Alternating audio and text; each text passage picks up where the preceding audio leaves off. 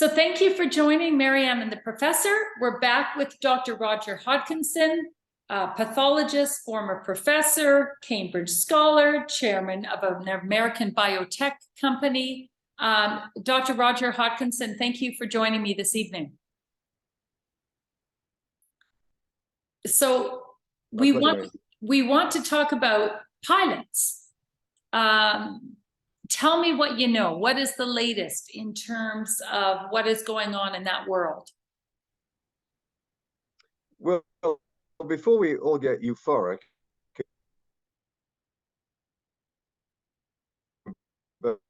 about being able to jump on the next plane to Mexico, I'd love to get away on holiday.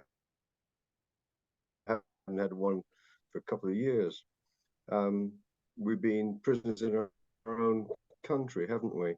But here's the sobering thought.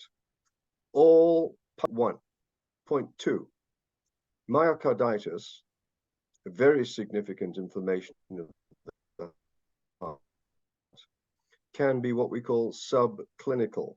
That means you can have inflammation of the heart without having any symptom at all.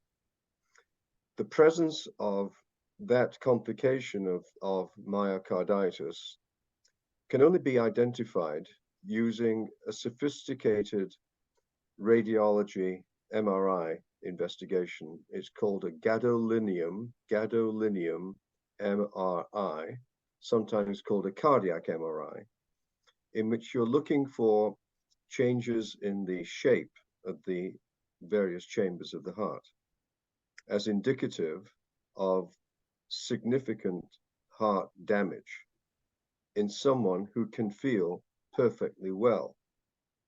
Now, the significance of that, of course, is that you've got two pilots up there, both are vaccinated.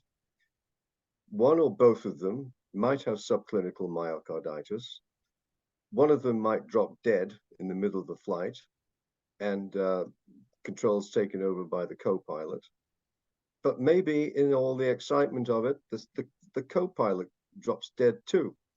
And then you're collateral damage because you go nose down. So a little sobering thought. So what do you think the incidence of myocarditis in vaccinated men is? Seems to be more common in men, right? Yes, it's still low, statistically speaking. The average pilot of a jumbo jet would have a low chance of having subclinical myocarditis. But we must understand that the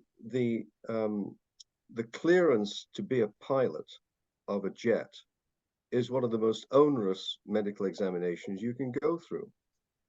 There's trivial things can ground you, and they are culpable.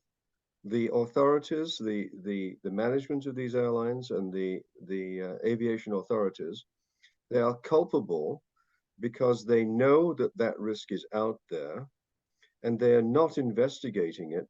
All pilots, according to the international umbrella organization that I'm assisting, it's based in the UK, representing pilot associations internationally. They are lobbying aggressively for all pilots to have this special cardiac MRI done to ensure that they are not suffering from subclinical myocarditis and are therefore at risk of suddenly getting a cardiac arrhythmia and dying in the cockpit. Well, that sounds very sensible to do this test on all pilots. But I would imagine pilots would be terrified to see the results here. Well, some of them may well be, because they would lose their livelihood. But then, of course, they could turn around and sue the airline because of being forced to take the vaccination, so-called vaccination. The clot shot is a better description. They could sue the airline and maybe get a class action suit going. Who knows? Yes. And end up being very well compensated. But of course, if they do have subclinical myocarditis and it's shown to be abnormal on gadolinium MRI, then the enjoyment of the proceeds of suing their company could be very short-lived, because they could die when they're digging up their vegetable garden. Yeah. Tragic. And historically, pilots have never been allowed to take any experimental drugs, things, they're particularly cautious in terms of what is permitted medication-wise for pilots to take. And the irony here is perfectly experimental. Now, I mean, the booster has only been tested on 8 mice. For goodness sake, this is insanity. No, they're so vulnerable, these companies, for being sued. Once a pilot might decide that he's had enough of this harassment, I'm going to get a private MRI done. They won't pay for it, and if I'm shown to have this problem, they would have a very good chance of succeeding, suing the airline. So the organization that you're working with is based out of the UK. Is there any talk of this in the US as well? Oh, and yes, pilot associations internationally are all lobbying their own governments, particularly aggressively in Australia, actually. Very interesting. Very interesting. The irony is that this battle's going on, and yet, if you're not vaccinated as a pilot, you've lost your job. Sure. Yeah, it's a here, two-edged sword. It's a two-edged sword. Yeah. But the big, it's tragic for the pilots, but it's just a sobering thought for travelers, that just park your euphoria aside for a minute, that you don't have to wear these bloody diapers on your face anymore. But this plane may be going down. Well, there was just a terrible crash up in our neck of the woods. I believe it was in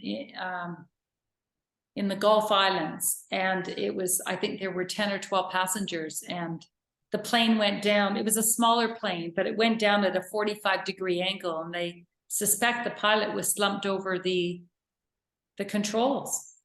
Sure.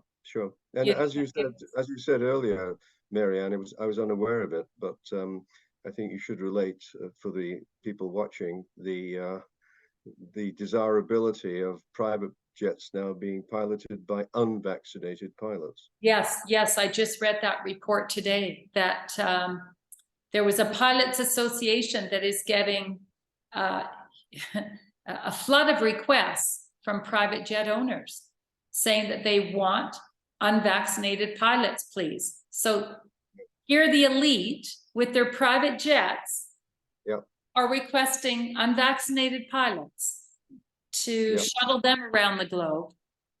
It's despicable.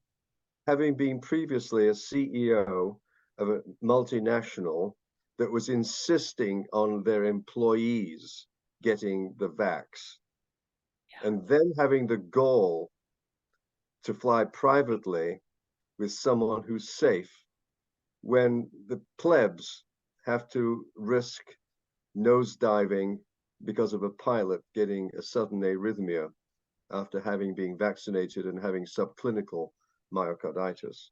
Yes, the inequity of that, the hypocrisy is staggering, isn't it? The hypocrisy and the audacity of these monsters, it's despicable. Absolutely despicable.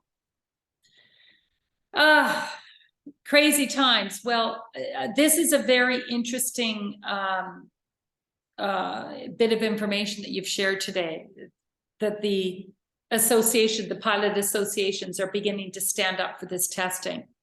Because ultimately, when you go up in an aircraft, there's no room for error here. We cannot have our pilots slumping in their seats.